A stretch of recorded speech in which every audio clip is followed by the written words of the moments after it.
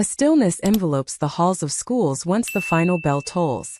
A silence that is not devoid but rich with remnants of laughter, hushed confessions lingering by lockers, footsteps resonating like thoughts left unspoken. The silence has always held a special place in my heart. In a previous chapter of my life, I embraced the role of an educator. Literature. I imparted lessons on metaphor and yearning, exploring the profound burden of timing's cruel hand. I once believed that the most profound drama unfolded within the confines of a novel's pages. Yet true existence is far more chaotic and more subdued.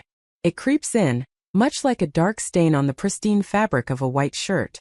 Allow me to introduce myself. I am Angela. I am 51 years old. For 23 years, I have held the role of the principal's wife. James is a fine individual. Esteemed. A principal who recognizes each student by name and greets every parent with a firm handshake. He is cherished by educators and dreaded by those who flout the rules. We are a refined pair. The type that arrives at fundraisers with synchronized grins and departs before the last drop of wine is poured. All who gaze upon us proclaim, "You two are the epitome of perfection." Yet the reality? Perfection resides in a solitary chamber, its doors firmly sealed. It began on a Thursday. The rain arrived ahead of schedule, heavy droplets drumming against the windows as I busied myself with the decorations for the senior banquet in the gym. The majority of the volunteers had departed. James found himself engaged in a call, discussing matters of budgets and the necessary approvals from the board. I hesitated. I have always done so. As I made my attempt to depart, it dawned on me that my umbrella remained behind in the office. The main building had already been secured. I lingered for a moment, enveloped in that unsettling after-school stillness. It was at that moment that I laid eyes on him. Thomas, the custodian, perhaps 30, with a beard and a sturdy frame. Silence envelopes, urging you to lean in closer. He had embarked on this journey 6 months prior. Spoke only when addressed. Yet his eyes, they possessed a steadiness that caught my attention from the very first week. Eyes that perceive beyond the words they utter. "Are you locked out?" he inquired. His voice resonated with a depth that took me by surprise. As if one who chose their words with precision, I nodded, feeling a twinge of embarrassment wash over me. "The umbrellas are located in the administrative wing." He retrieved a keyring from his pocket. Countless tiny metallic vows.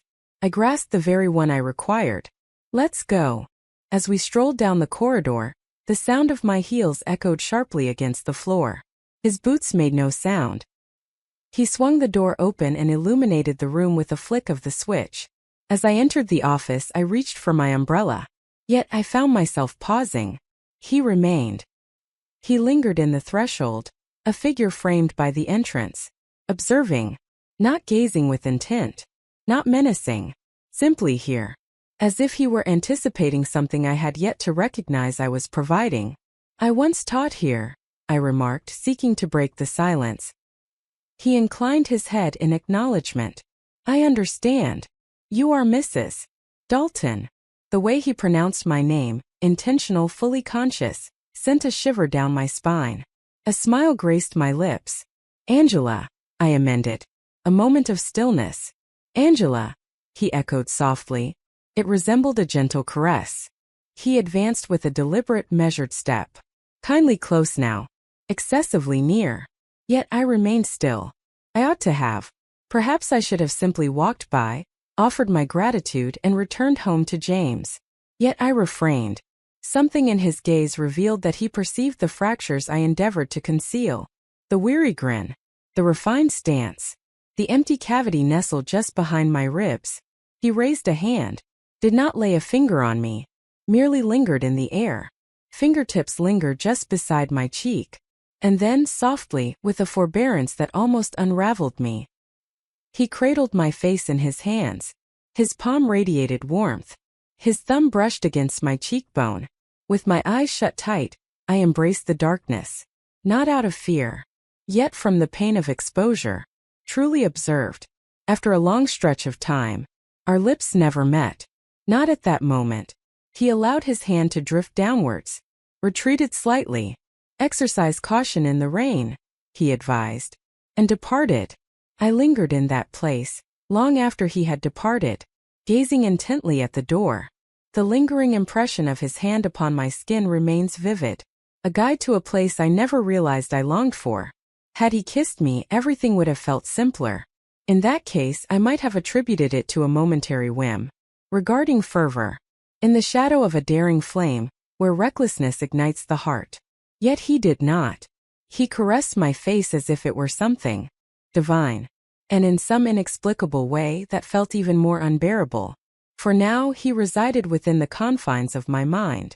Those lips are not mine. This body does not belong to me. Simply, the realm of my thoughts. The following day I strolled through the corridors, envisioning him lurking in every shadow. He did not shy away from my presence. Yet he did not come looking for me either. It felt as though he had presented me with a gift I was not yet prepared to accept. At this moment he found himself in a state of anticipation, not beyond my threshold. Yet within the depths of my stillness, I began to exit meetings prematurely, remaining in the courtyard as shifts transition, attuning my ears as the janitor's cart glides by. My gaze often drifted toward the door rather than the stage during school assemblies. As the sound of his keys reached my ears, the unmistakable jingle had become etched in my memory. My heart would quicken. What was I transforming into? On a particular afternoon, I found myself lingering once more. There will be no banquet. There is no rain.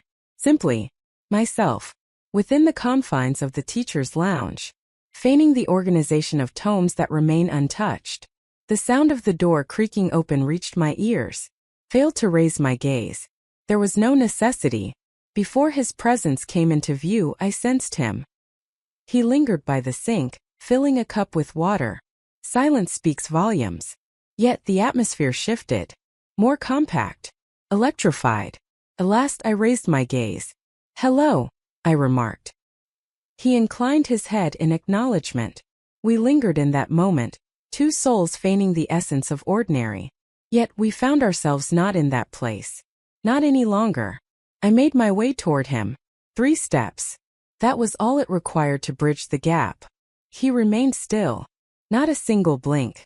He simply bided his time. The stillness returns once more. As if he understood that the universe would shift and mold itself to accommodate this very instant. "You've been on my mind," I remarked. The words flowed gently. Truthful. He let out a breath, as if he had been suspended in a moment of anticipation for weeks. "I feel the same," he responded. No contact yet. There was no kiss. Merely those 2 words. And all that they cherished. I departed before anything further could unfold. Yet, the gaze he cast upon me as I moved beyond him. It was not a matter of longing. It was an understanding. And that filled me with a dread deeper than any affair ever could. This was not mere lust. It was acknowledgement. He beheld the woman I had confined for decades. Yet he remained unyielding. He stood still. He remained. In that very moment, within the stillness, where an unvoiced sentiment began to flourish, I ceased to regard him merely as the janitor. Thomas had transcended mere job titles. He embodied an emotion, a chamber within my heart that ignited when the corridors faded into darkness. And I continued my stride toward it. Our next conversation unfolded by chance. Perhaps it is destiny, teasing us with its elusive charm. In a moment of distraction, I left my scarf behind in the teacher's lounge. A rather foolish notion, to be honest. Yet I returned. There he stood, by the window, cradling it as if it were a delicate treasure. At first he kept his gaze downward. He gently traced his fingers along the edge. Upon catching sight of me, a smile spread across his face. Petite. Nearly filled with shame. "I never intended to." "You can keep it," I replied, perhaps a bit too hastily. We shared a laugh. Yet it lacked humor. It was a profound sense of relief. That evening slumber eluded me. I revisited each moment, the way his gaze lingered on the scarf, the gentle motion of his thumb gliding over the fabric. It seemed as though he had reached out and made contact with me through it, brushed against a realm untouched for ages. The days melded into one another. The school seemed diminished in size. Each classroom brings us nearer. Each corridor echoes with life. At last the moment arrived. There are no longer any distances separating us. Never again will there be near misses. Our encounter took place in the dimly lit back storage room. It unfolded unexpectedly. Or perhaps it was destined.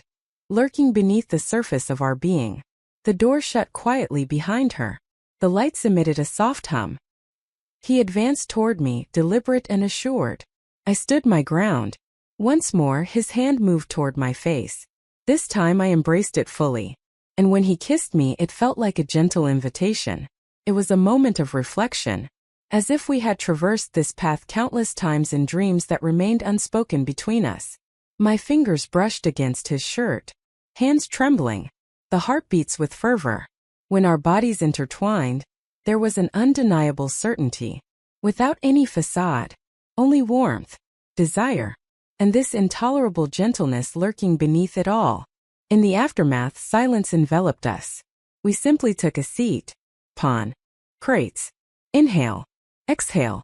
Attuning to the symphony of life beyond the threshold. The realm to which we no longer held any claim. I had a thought I wished to express. To articulate its essence. To encapsulate it. Yet, he cast his gaze upon me and offered a subtle shake of his head. Do not speak its name, he murmured. Yet I refrained. Perhaps there are certain things that exist beyond the reach of names. Merely experienced. And recalled. As I made my way back home that night, I found myself enveloped in an inexplicable silence. James had succumbed to slumber. The gentle illumination from the hallway light painted elongated shadows across the walls of our bedroom. I shed my garments, positioned myself before the mirror, and regarded my reflection as if I were an unfamiliar observer. Invisible fingerprints lingered in the air, unnoticed by all. It remains warm, endlessly remaining.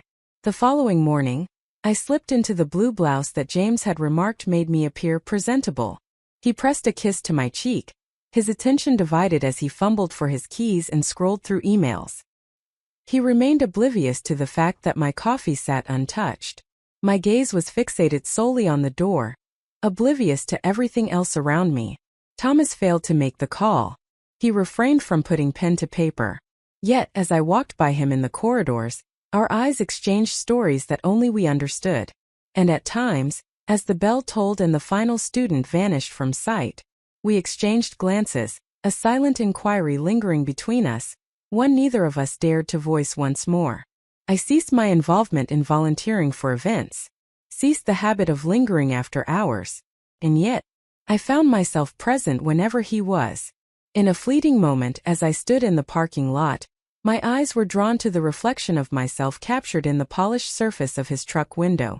The principal's wife was not in my line of sight. I beheld a woman, her cheeks flushed, breath suspended, embodying a blend of sorrow and yearning. James observed that I had changed. He inquired on one occasion whether I was feeling unwell. I agreed. He presented an array of vitamins. There are no inquiries. With a spark of inspiration, I set my pen to paper. Verses, correspondence I would keep to myself. Some were directed to an empty void. Some for Thomas, entirely my own. I poured my heart onto the pages, uncovering emotions I hadn't realized lingered within me. Today I longed to grasp his hand, yet I refrained. Instead, I etched his shadow into my memory. Today I strolled by him, and it was akin to passing a flame I dared not ignite once more. On a particular night, James reached out to me while we lay in bed. I remained steadfast, unwilling to retreat. Yet I remained still, not advancing toward him. My body acquiesced. My spirit drifted gently above the whirring ceiling fan, observing, disengaged.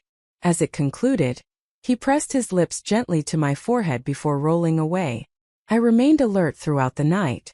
My palm rests against my heart, as though attempting to silence a name I was forbidden to utter. Thomas never compelled me to make a choice. I never uttered the words, "Leave him." I never uttered the words, "Come with me."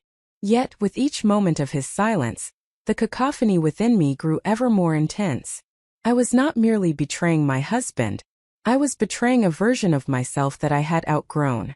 And in that delicate space between obligation and longing, a woman I hadn't encountered in years began to stir to life, extending, recollecting the sensation of desire. To be desired. She made a choice to find her place in the world. The conclusion arrived quietly, devoid of any explosive confrontation. There were no packed bags waiting by the threshold, no heartfelt revelations marred by tears. It arrived silently, as is often the case with many truths. One morning I found myself in the garden, a space that James seldom acknowledged. The jasmine was in full bloom, its fragrance heavy in the air, reminiscent of a distant memory. In my grasp lay Thomas's scarf, a lingering token of our past. I had never found the moment to return it, uncertain if it still held a place in his memory. Yet I did. And that sufficed. James emerged, cradling 2 cups of coffee in his hands. One was intended for me, oblivious to the fact that I had long since given up the habit. He took a seat next to me. "You seem to have drifted away to another place recently," he remarked. I did not refute it. Did not feign. I gazed at him, this man with whom I had shared 2 decades. This man who cherished a version of myself that I had long since outgrown. And I remarked, "I'm endeavoring to recall who I was prior to belonging to anyone." He remained silent, merely nodding. Perhaps he grasped the meaning. Perhaps he did not. Perhaps for once it was of no consequence. The following day I chose not to attend school. I ventured to the lake. The place Thomas alluded to in a fleeting remark. He mentioned he fished there during his childhood. I perched on the dock, my bare feet dipping into the cool water, as the pages of my poems danced gently in my lap. A shadow intertwined with my own. I did not turn. There was no necessity. He settled next to me. Silent. Recognizable. For an extended period, silence enveloped us. The stillness that enveloped us was far from void. The space was brimming. Concerning recollection. Of pain. Of potential. "I'm not requesting that you belong to me," he stated. "I understand. Yet, I sincerely wish for you to embrace your own essence." That lingered in my mind. Long after the sun had set. Much time passed since the wind whisked my scattered pages over the shimmering surface of the lake. After a fortnight I took my leave. There is no scandal. Without any theatrics. A mere structure that had lost its essence of home, accompanied by a suitcase that now contained only the essentials of significance. A letter was penned to James, expressing gratitude for the years shared, for the version of myself that he cherished. And in pursuit of clarity, I set out to discover the woman who had outgrown that particular version of herself. I chose not to move in with Thomas. I settled into a cozy apartment by the serene lake. Once more I delved into the realm of literature, guiding minds through its intricate landscapes. Engaged in the craft of writing daily. And occasionally, when the sky donned a particular hue of twilight, he would rap gently at the door. There are no inquiries. Free from anticipation. Merely 2 hands cradling books, or perhaps bread, or even the stillness of silence. And I would grant him entry, for the simple reason that I desired to, not out of obligation. I held the esteemed position of the principal's wife. I was the woman who chose to remain silent, who smiled at just the right moment, who traversed the hallways like a specter. However, at this moment I stand as the woman who has embraced her own choice. In that moment, she embraced all that she believed had slipped away from her grasp.